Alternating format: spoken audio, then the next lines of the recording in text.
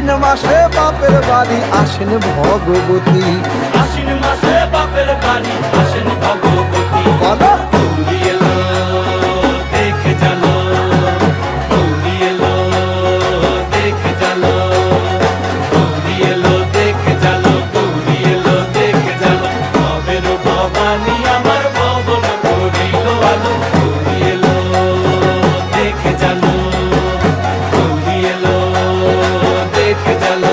ও দেখি সিংহের উপর উইঠা চুরি, অসুরের টিকি ধরি, গলায় দিছে সাপ জড়াইয়া বুকে মারছে খুঁচা।